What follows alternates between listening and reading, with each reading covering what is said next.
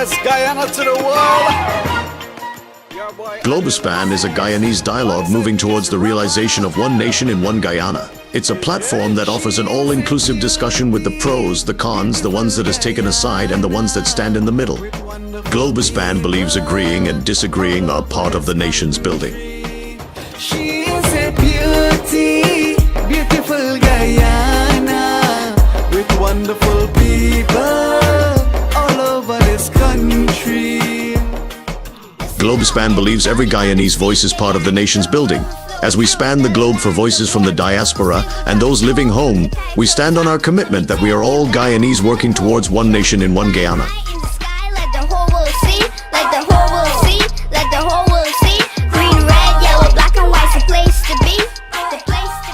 As the world turns on its axis bringing changes, we as Guyanese must adapt to those changes for a better Guyana for all. Globuspan stands on its axis with its belief that one nation, one Guyana, one destiny must include voices from all corners of Guyana. With many flavor, 6 different people blended together.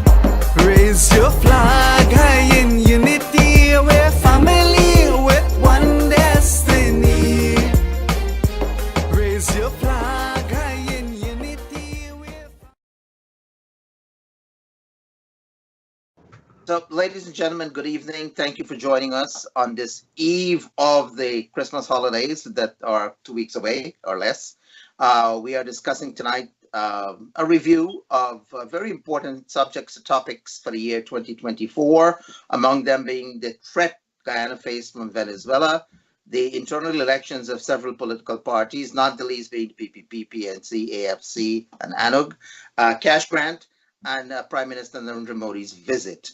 Joining us for this discussion this evening are 3 very, very astute, well-established, very well-known gentlemen. Professor Terence Blackman of CUNY System, GHK Lal, and Mr. Timothy Jonas, Senior Counsel Timothy Jonas, former Wall Street investor, Mr. GHK Lal. Gentlemen, thank you very much for joining us this evening to discuss or review the year 2024, 4 very important subjects. And if you want to add any more, fine with the moderator as well. Let's begin with the threat from Venezuela and how it was handled by the government for 2024. If we may ask, how about the Senior Counsel, since it may be considered as a sort of legal issue?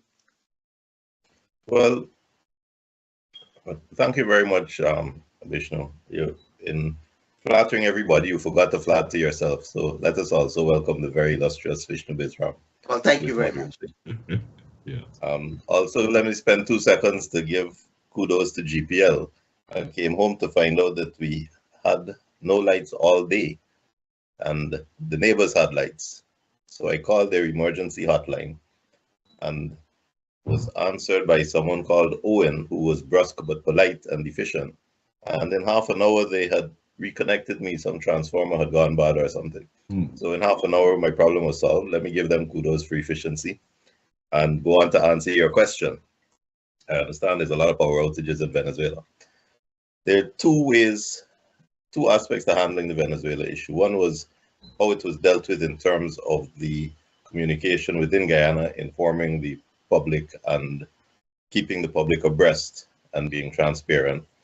And then externally, the real battle, dealing with the legal issues that arose and trying to find friends and allies, because there was, of course, the threat of an armed issue, which, of course, we could not resist.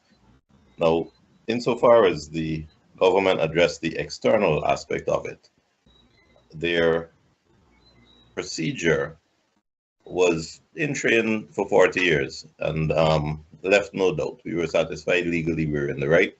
We had already submitted to the ICJ. We were satisfied based on the historical assessment that there had been a treaty, everybody had agreed on the border, and Venezuela was really, legally speaking, beating a dead horse. So the application was pursued in the ICJ, inevitably, invariably. There was also an effort to bring in CARICOM and the US and some other partners, hopefully to forestall any aggressive issues, and that seems to have worked. There was a meeting brokered by the St. Vincent Prime Minister that I think was of dubious effect, but probably needed to be done at the time. It's easy to judge in hindsight, right, with retrospective vision. So I don't want to do that.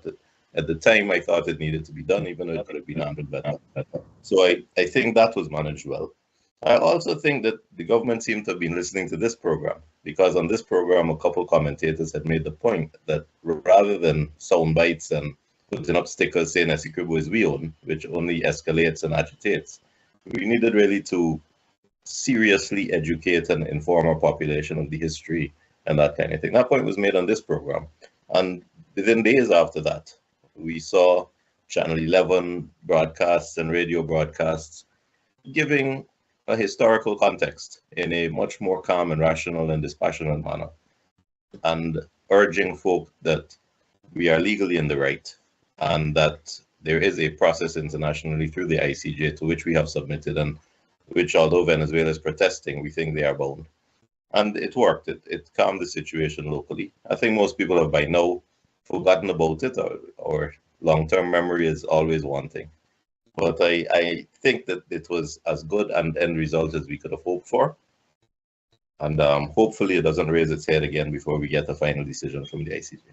I think if I may just add to that, I believe this year the opposition and the government both met in Parliament, and they pledged support. Well, the opposition pledged support on this issue.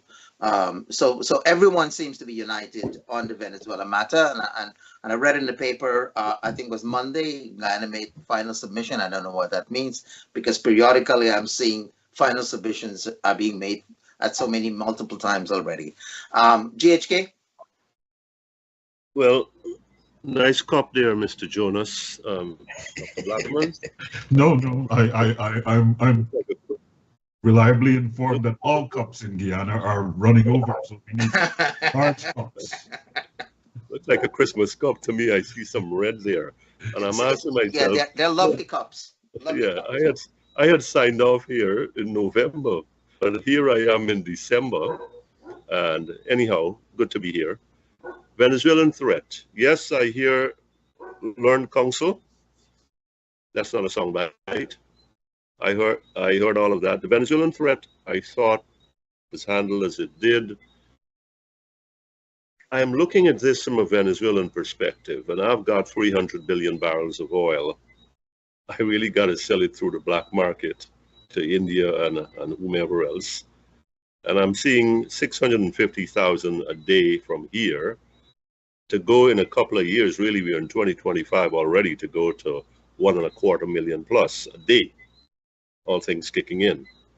And I'm saying, look, I'm not going to tangle with these people, because they've got Big Brother with a big stick up north, and he's already got me in a vice. So I think that the Venezuelan threat, well, not I think, we all know that the Venezuelan threat has receded, but it's not been removed. It's not being removed. So I think instead of a frontal warm confrontation, hot shooting war, what we have is, I think, is a proxy setup. And I can tell you, Dr. Blackman, you don't have the advantage that I have and Mr. Jonas has, but there are pockets of Venezuelans throughout this country that are congregated in villages across Guyana. The numbers are smaller and bigger as you go along.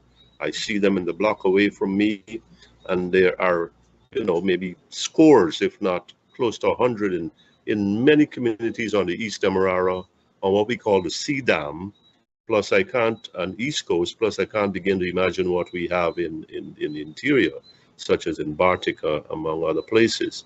So what I believe is happening with this threat, despite all of the official communiques and updates as to where things are, is that the Venezuelans are looking at the hand they have and say, look, if we can do a low intensity proxy infiltration into Guyana, and we have a couple of Sindicato guys every now and again going there to wake them up. If we can have our people planted there and play the long game, the waiting game, we are better served than, you know, really putting our hands in the tiger's mouth, meaning really America. So that's one thing that I'm seeing unfolding before my eyes in Guyana. The second thing is the Donald Trump's presidency. Syria is gone. The Ukraine is going to be, looks like it's going to be resolved. He's waving a big stick at China. Russia is looked upon as a spent force, and I think that's dangerous.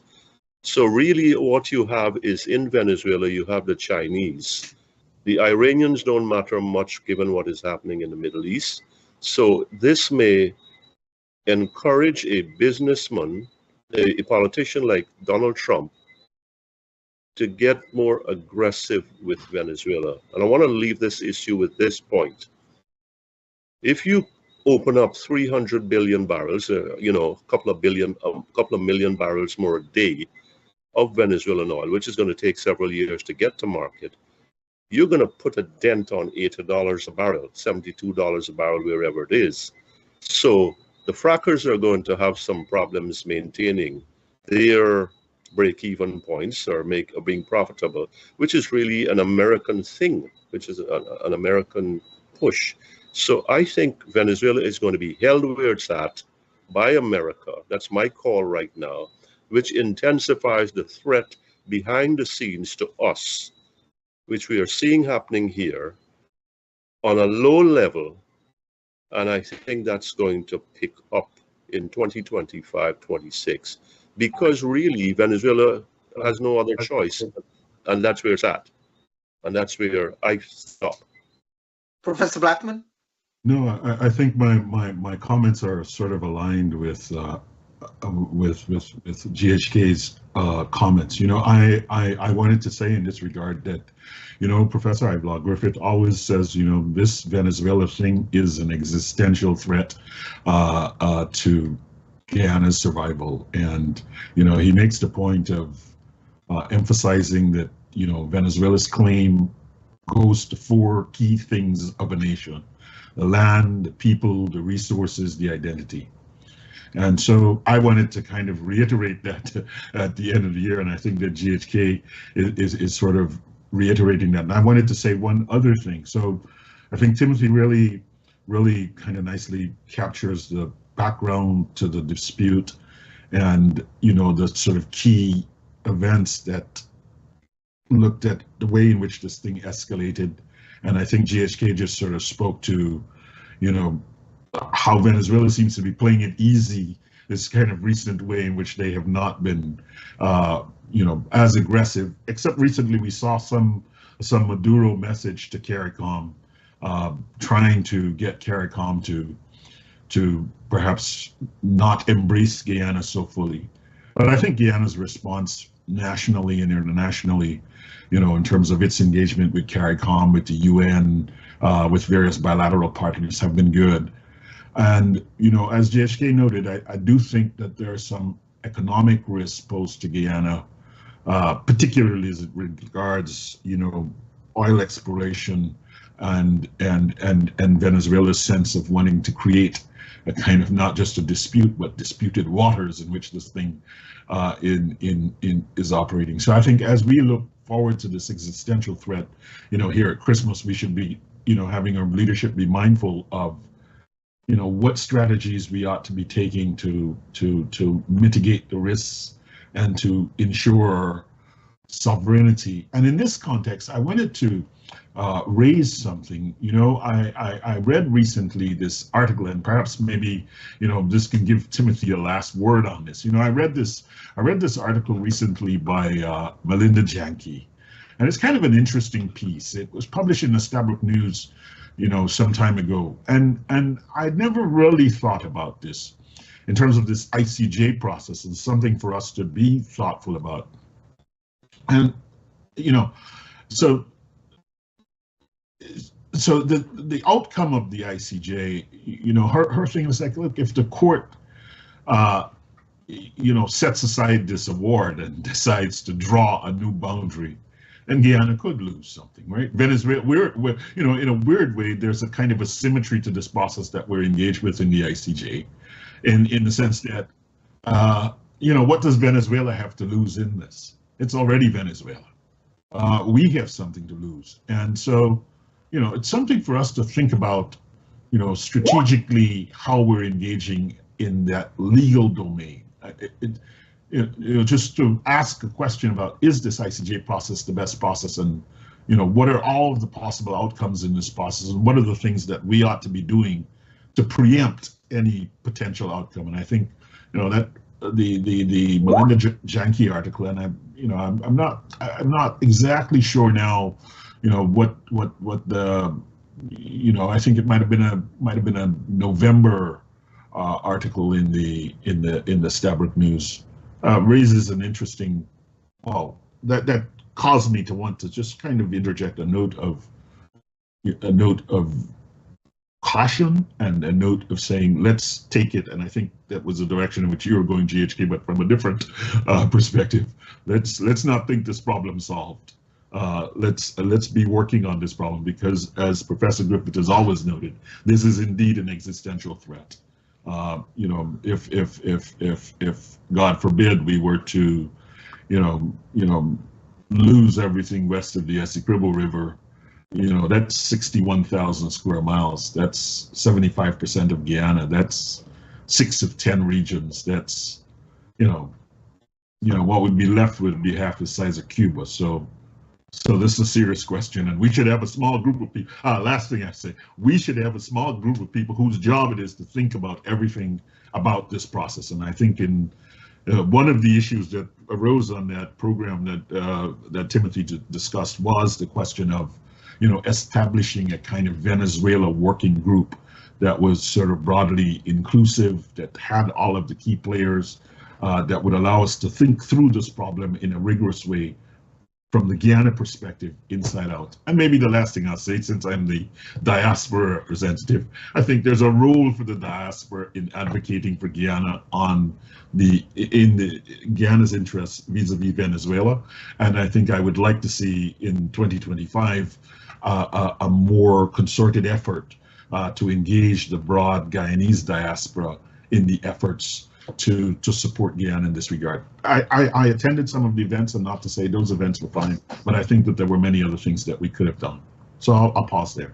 Yeah, well, thanks. I think that's an excellent suggestion of including the diaspora and to have an inclusive group to address this issue. But I think overall, the government of Guyana has handled the issue quite well. Managed the issue very well. Yeah. Yeah, and Timothy has given an excellent summary of what took place and how it's being addressed overall.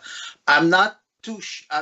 I'm not saying, I don't want to say I'm not sure, but I don't know to what extent the Venezuelan government is involved in these pockets of Venezuelans that are all over the country. But certainly there are, and in many cases, some of them are quite a nuisance in the community. They pose a lot of problems, social problems in various communities. They are on the East Bank, West Coast. They are in Georgetown. On the positive side, I saw videos of people in tents in the national park. I mean, that's a problem. Yes, but some of them are also very, very hardworking, and they're they get their job, they get all kinds of jobs done very efficiently. Final comment on that, and Timothy Jonas, and then if we can also now begin to discuss this whole issue of internal elections by the various political parties. Senior Counsel Timothy Jonas.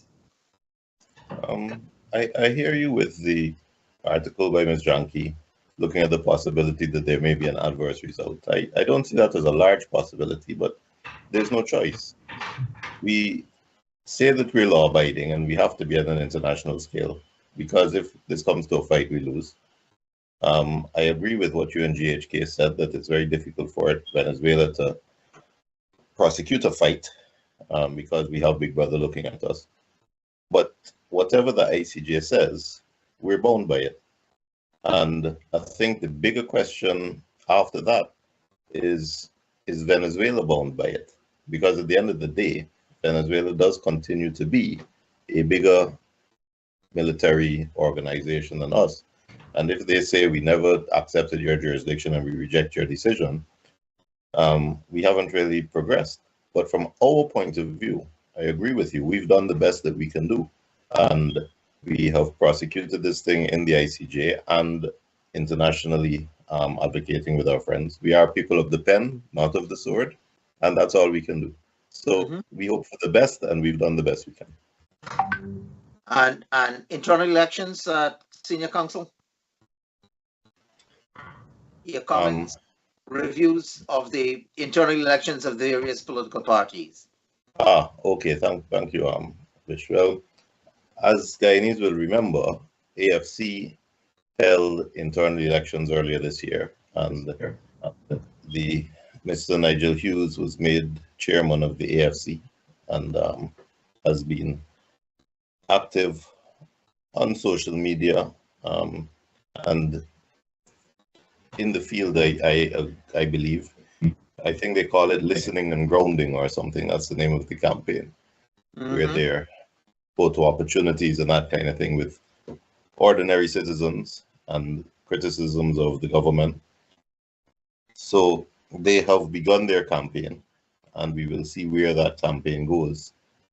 He's certainly more charismatic than Mr. Norton, and I believe there will be a competition between them for votes that are already inclined to be anti-PPP. So I think between the two of them, they will be contesting for those traditionally PNC votes. I can inform that the new United Guyana also had its internal elections, has a new executive, and is also, since their elections, which was on 30th of November, I believe, they have also been ramping up or been much more active. I am happily in the comfortable position now of advocating as a citizen. I'm not on the executive. I am a member of ANAG. I'm a founding member, and I will not leave unless I seriously disagree with developments that I see. But I now have the freedom to give my point of view without fear that somebody will associate it higher up than it needs to be. So hopefully over the next year, I will have the liberty to do that. If I may also add, the PNC also held internal elections in which Obi Norton was re-elected along with a new executive, and the PPP also held internal elections earlier this year, selecting a new central executive and what's the other body called, the executive committee. Yes. So GHK, your views, comments on internal elections of the 4 political parties?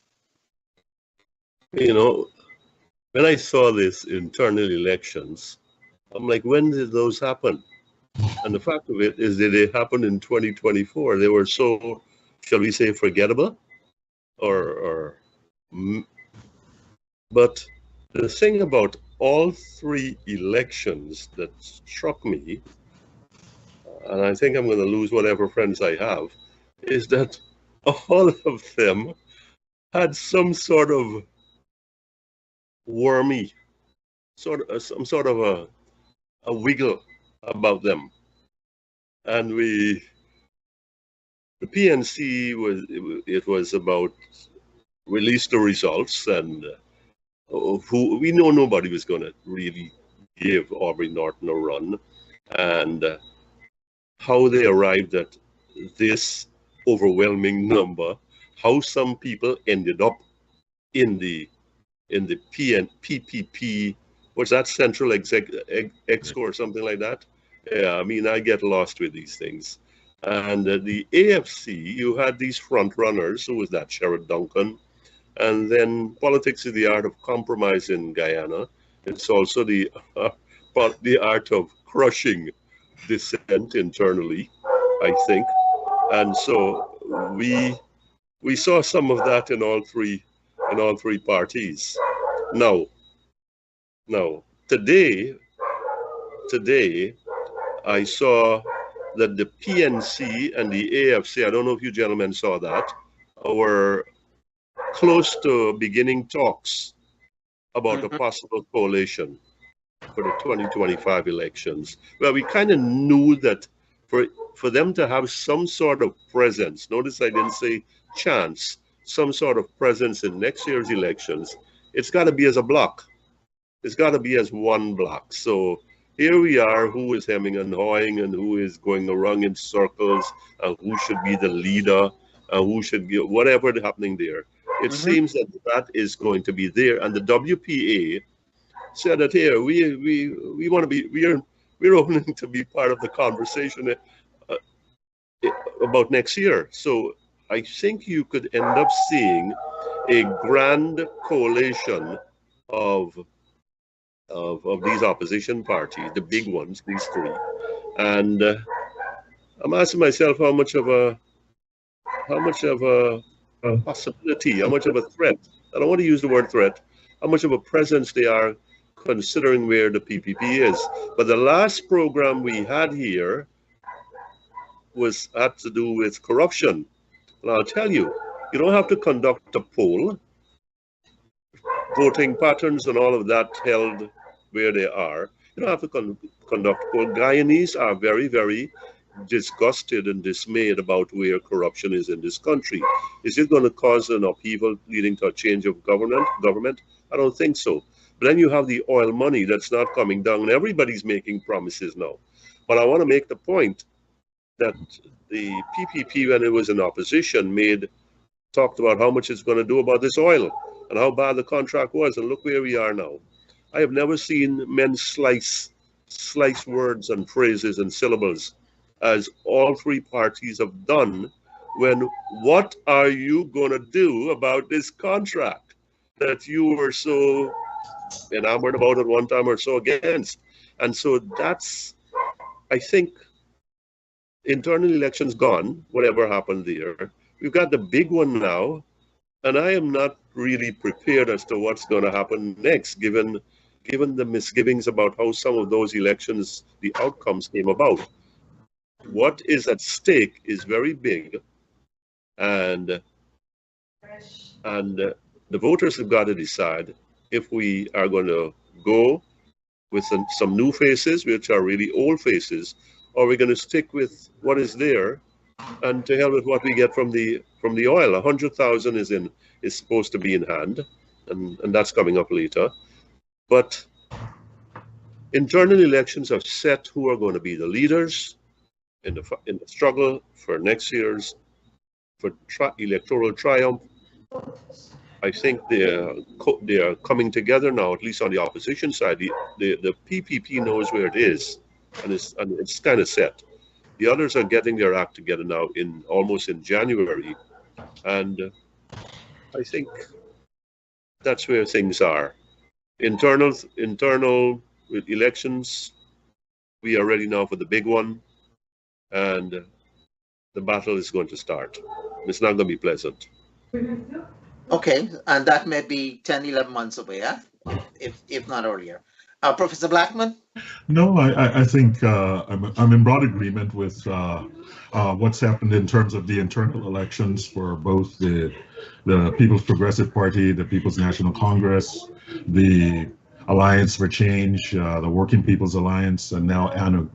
The one thing I would say, again, as an observer looking from a distance, is that these things have essentially mapped on to what they've always been. So, you know, I mean, and they've become even more closed in some sense, right? So there is very little, you know, meaningful Afro-Guyanese representation in the PPP. There's very little meaningful Indo-Guyanese representation in the PNC. You know, it's the same. The AFC, in also a very similar manner.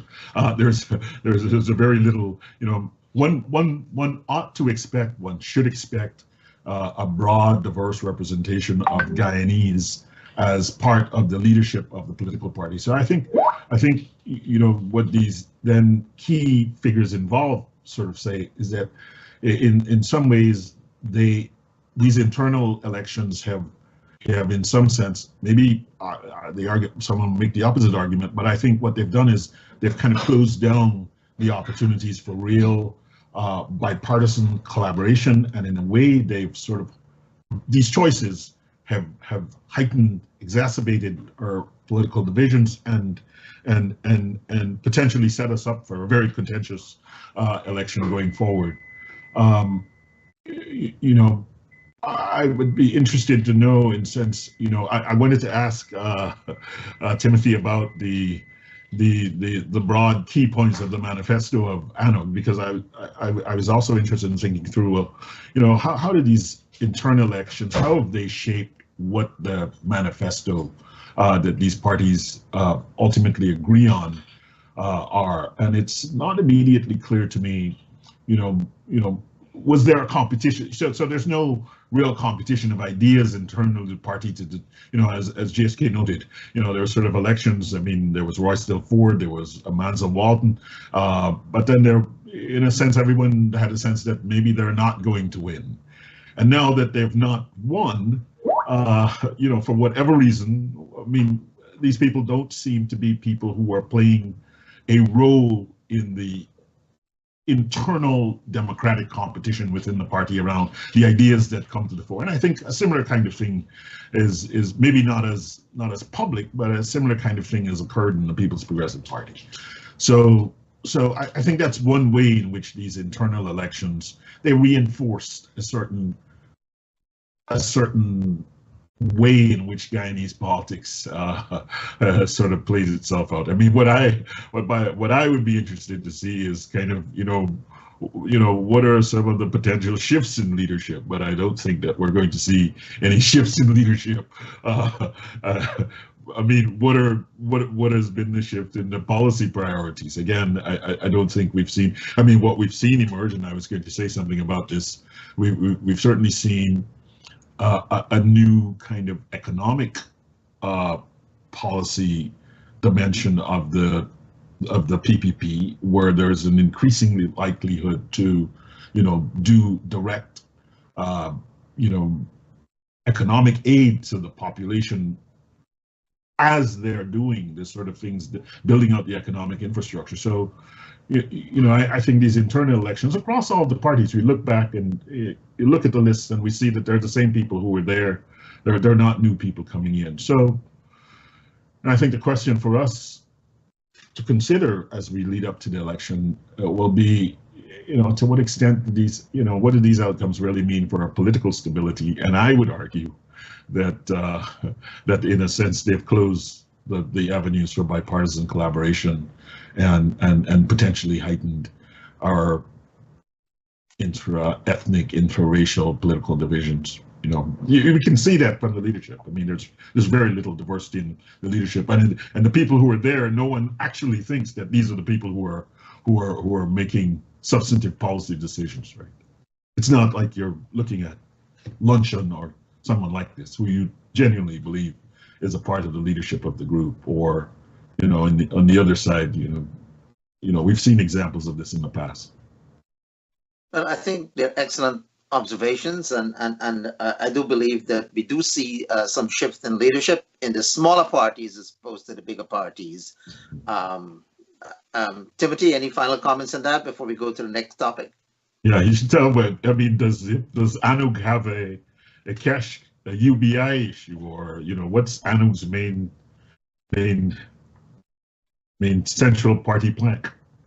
Well, as I said before, I'm no longer on the executive, so I'm not going to pretend to speak for ANOG. That is no longer my function. I now have the freedom to express my point of view, including to criticize my own party if I think I need to. But to answer your question, the manifesto that was first created and the dream behind the formation of that organization was that it would not join either of the two large parties. You see, you're quite right. Tribal ethics is that you do what's best for your tribe. That's not racism, that's simple common sense. And if the other tribe is in power, that's not good for your tribe. So Guyanese vote along tribal lines, for the good of their tribe. And they're right, because the fact is, when one government is in power, their family and friends benefit, and the other family and friends of the other tribe is excluded. You can't avoid that. That's the reality, whether it's intended or not, that's the end result. So tribal voting is logical, but there is a group that recognizes it for what it is, that you cannot be tribal in Guyana and be Guyanese. It's anti-patriotic, it's unpatriotic. I'm Guyanese first, and then I'm of whatever ethnicity. That's how it has to be. And if we recognize that our tribe is Guyana, then we have to reject tribalism. And rejecting tribalism means rejecting PPP and rejecting PNC because they are tribal. So there is a growing chorus that sees that and understands it. And I will speak for myself and say the day that I see that ANOG departs from that and is leaning toward one or toward the other or joining up with one or the other, I will immediately and loudly cry foul and explain why. To respond specifically where the AFC is concerned, you're right, we are polarized now and more so than ever, because in 2020, there was an attempt to rig the elections, and there were AFC personnel who, if not complicit, were silent. And the independent voter will not forgive or forget that, because that doesn't go to stealing, which is something everybody understands and condemns, but they understand. That goes to taking away your democratic right. It goes to the installation of a dictatorship that might not be your tribe, but even more frighteningly, you can't get rid of in 5 years. And I think that's why this is going to be polarized next year. And if I see an attempt by ANOG or a leaning by ANOG to ward what I consider to be a single entity, which is APNU AFC, I will cry foul. I hope sincerely that I'm mistaken, and I hope sincerely that AFC goes into these elections independently, because third parties are necessary mathematically to create a minority government. That is the only way to undermine what is there now. Nice. Okay, but thank you very much for that. If we may now discuss the cash grant that everyone seems to be so excited about in Guyana and even some in the diaspora. If you could just give us a little background, either one of you, Timothy or GHK Law, since you were at home, I may be more familiar with what the cash grant is about and how it came about. Who want to go first? GHK? GHK? You have written significantly on the cash grant.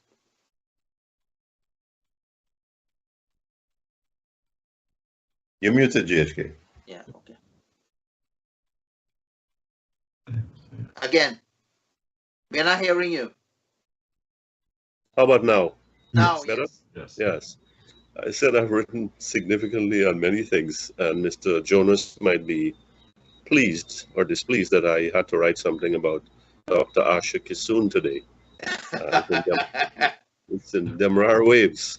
And anyhow, I don't think it was an unkind attempt by any standards, but coming to cash grant, I was there yesterday to register for this thing, and let me say, certainly there was confusion before. We understand what is the objective behind this cash grant. You weren't concerned about inflation before. You trampled upon commentaries that said we have a cost of living crisis, and now suddenly you found $200,000, which became $100,000 spread more across the board, $60 billion at last count, and you're not worried about inflation because the economy can do all of that. In terms of the mechanics, people need this money. The cash grant is a good thing from my perspective. Small, late, you can do all of that.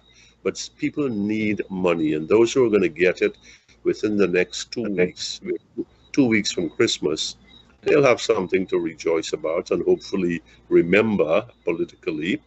The others are going to have to celebrate Mashramani or Easter. Now, I was there yesterday. I've heard about confusion, I've heard about inefficiency and incompetence and all of that. It was smooth. All the people that I've spoken to from my church, the Brickdam Cathedral of the Immaculate Conception of the Roman Catholic Church, about 2,000 people. They have said we have been in and out and we've spent 3 minutes. I was there, I spent a half an hour because there were 10 people in front of me, but I spent 3 minutes. And I wrote about that for Stabrook News. Yeah. It's not been published yet. So I think they have got it down pat. And people, the impact here, it's going to be, prices are going to go up. The money's not going to last long. The poorer in this country already have some debt overhang that that's going to absorb some of that money, and then they're going to have to deal with higher prices post the exhaustion of the $100,000. Christmas is a time to splurge. Guyanese have been dragging and struggling for the whole year, for several years. So why not treat themselves to this little freeness? I think we have to have, and we've covered this here, we have to have a system where monies on a needs basis go to citizens, and through a mechanism that is not one of envelopes, not one of lining up and registering. You're getting your photograph, you're getting photographed 3 times from what I see, the front and back of your ID card, and then you stand up. I asked to have my photograph taken with my hat. That wasn't too well received, so we had to take off my glasses and so on and so forth. Good, but what's the purpose there? Is this really about registration? Is it about money? Is it about incorruptibility? Is it about getting the right people, getting the money to the people one time only? Or is it for some sinister objective? And the opposition has jumped on that, but the money in my mind at this time means something for the poor in this country. The money should have been earlier. I think now that you have whetted the appetite of Guyanese, you're going to have to do something more. And this goes back to what we just talked about, elections. Every party is competing to be in charge of a multi-billion-dollar prize, a multi-billion US dollar prize. Right. I'm not going to give that up so easily. I am not going to step back so easily, especially with the racial component. And Mr. Jonas was kind enough to tell us about tribalism, etc. Racial, tribal, communal, it's not fraternal. Let's get that straight. So the stakes are so high, I expect, and we can always refer back to cash grant and cost of living and say, well, if this is what you're going to get for the next 5 years, then you might as well try we. So there's some impetus here that is going to feed from cash grant, from who should be on boards and not be on boards. I'm watching the clock here. And all of these are going to feature very prominently into next year elections. Money is the key. We should get more money, some say. We should get more of that money into our own hands, however that comes, and we shouldn't be waiting for 2-3 years from now. People have been hearing the statistics, including those who can't read and hear, and they want to taste it, they want to feel it. And so I think these things are coalescing, they are coming together, and this does not spell what is healthy for this country come next year. Professor Blackman, any final points? I think I want to start with what GHK. I mean, we agree. I think I've been a long-time supporter of the objectives of a universal basic income or something of that sort. I think there are good reasons for it. I think where I am concerned in this context is in the business of the implementation.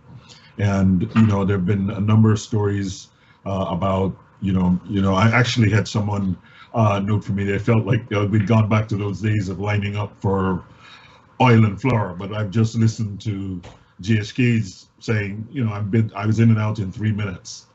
And so I think what is needed is some kind of review, some kind of independent, we don't do this effectively, some kind of independent objective review of these 2024 distributions, the public feedback, and get a sense of like, how well is this thing working, and are there ways in which we can do it better? And I do think This was something that will have to happen going forward. And I think to that end, you want to think about the economic impacts of these grants, and are they doing, I can see in favor of sort of a targeted thing that aims at reducing poverty, but I just feel from a distance that it's difficult in the context of Guyana to do this kind of targeted thing. And then obviously you need your economists and so on to really think through in a very, and this is my criticism of the whole thing, and I'm coining a word here tonight. I want to call this sort of economics like Santonomics. I just read, someone sent me a trade unionist turned politician launches the United Workers Party. I don't know whether it's a joke or whether or not. And a key pledge is the introduction of a 300,000 birthday payment for every citizen. And this I would agree with, no, jokingly, alongside a subsidized airfare program for Guyanese returning from the diaspora, including their families. Now, you see, it becomes, and I think GHK is right. What I would really, my biggest criticism of this cash grant thing is so on. It's just like, I wake up every day and I decide, okay, today I'm going to give you 10%, I'm going to give you 8%, I'm going to give you $32,000 because you have a PhD. Now, if you have a PhD and you get $32,000, you can divide that by 200, it's like $160 US. So, you need to, I think this sense of like being Father Christmas is a good thing, but it's also my most serious criticism. There needs to be a serious structured economic logic around which this thing is working. And I think if you don't do that, then you open up the door for, the politician who can promise the most without anything, because as GHK says, there's in a real sense, there's a kind of, it undergirds a racial battle for a huge pot of money. And this is why it goes to the earlier part of our conversation, where we want to say these internal elections should have brought to the fore a more diverse group of leaders, so that we could have a serious discussion about what's the way in which we do these things in an effective, sustainable, accountable way into the future. So there you go. I'm trying to. Okay, so great. So we got less than 5 minutes. Well, we got only 4 minutes left. So if I could ask Timothy if you have any further comments on that, and I think it was handled quite well, addressed quite well by GHK. If you could also talk about the benefits of Narendra Modi's visit to Guyana over the next 3-4 minutes, Timothy. Well, in terms of the cash handouts, and this isn't the first, and it won't be the last, and we've also seen in the last week. Statement that public servants will be getting a retroactive 10% increase and an 8% for next year. We've got more money than we know what to do with. And I keep saying it's free money. We didn't earn it. It's money that is coming in from oil. And there are two ways to deal with that money. One is politically, for political expedience, pretending to be doing good. And the other is systemically and with administrative competence and affording dignity to the citizens who need it the most. And we're seeing the application of that money for political purposes. So Master gives you a handout and you say thank you. And that hasn't changed. And the king passes the village and he drops his coins and you pick up the coins, and that hasn't changed. There needs to be a system. It needs to be done through the NIS. It needs to be done transparently, so that mothers know in respect of their children, they get so much money a month. You set a target. Every Guyanese must be taking home $200,000 a month. And if he falls under that, he doesn't pay PAYE, and NIS will subsidize low incomes. NIS will subsidize old age pensions, NIS. So that's how it needs to be done. The wealthy in this society do not need $100,000 cash handout, and the poor do. So why give it to everybody? You do it because it's a nice soundbite, not because it helps. The poor will be glad for it, but it's the worst way to spend the money. I was looking at Channel 11 the other day. I never look at the government TV station, but I was looking at it, and they were putting police women, officers and ranks, through the ordeal of saying how grateful they are for this 10% increase. That's politics. It's ugly, and it's unnecessary, and it robs people of dignity. It's tasteless. Let's have a system. Let's do it through the NIS, Let's not do it for political points, political plaudits, and let's do it in a way that gives our people dignity. And I really hope that we can see that coming next year. GHK, any final comment? And Narendra Modi, we only got less than 2 minutes left. We're not hearing you. The benefit of Prime Minister Modi's visit is that some doors have been opened. We have been given a vision into what the possibilities are, what India can do for us. I'm disappointed, and he is disappointed that he went home without a bag of oil, and that's another kind of politics. But we need engineering, we need technology, and India's got it. We need medical people, and I think that is something we should exploit, and that some scholarships are there. We have gotten the benefit of that visit. Can I just say quickly? I'm sorry. Go ahead.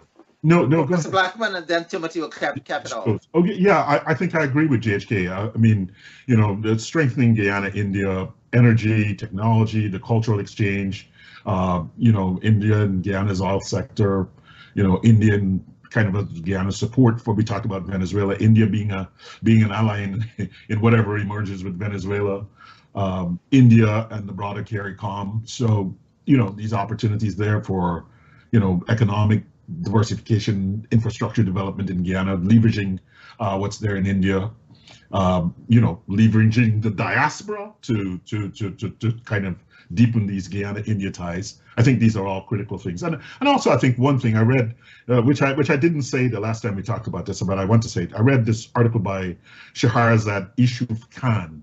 And, she said something there, which I think I was a bit disappointed that I didn't say the first time we talked about this, which is, just like, an Afro-Guyanese kind of looking at, an African leader, Mandela, of some stature, someone who's sort of coming to Guyana, there's a certain sense of pride you feel, right? And I think I know that, that sense of pride that, that my Indo-Guyanese brothers and sisters would have felt watching, someone of Modi's stature come to Guyana, speak, speak in praise of Guyana.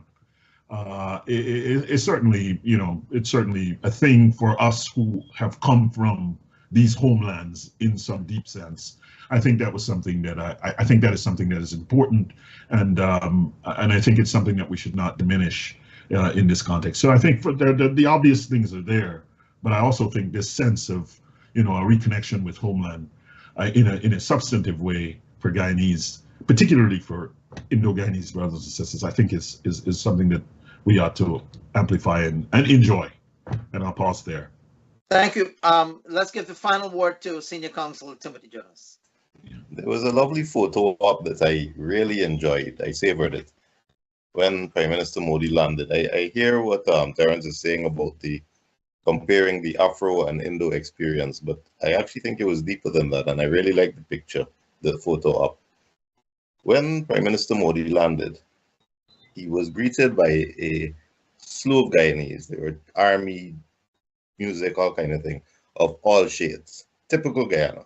One thing, we get along well and there's no raw edges. It was wonderful. And our Indo-Guyanese Muslim president, who is known for being personable, hugged Modi when he came off of that plane. He greeted him and put him in a typical Irfan Ali bear-like hug. And I loved it. And I'll tell you why I loved it. Because he's Muslim. And I don't know if he did it deliberately or not. But if there's one thing that Prime Minister Modi could have learned from coming here, is that our folk are above and better than the issues that we have seen playing out in India. And I think that open embrace by our president, embracing Modi, demonstrated it and set the tone for his entire visit. And hopefully he takes that back with him in terms of the relations that we are seeing internally in India right now. Well, thank you very much, gentlemen. Let me wish you and all of the listeners a very, very merry, happy Christmas and happy New Year. I don't know if we will be back again for this year, but yes, I do agree with GHK Lal. The gentleman didn't get any oil. Hopefully you get some coconut oil in India. If not, diesel oil. Thank you very much for joining Merry us. Christmas, everybody. Christmas. Happy New Year. See you. Thank you as always. Thanks, All the best. GHK.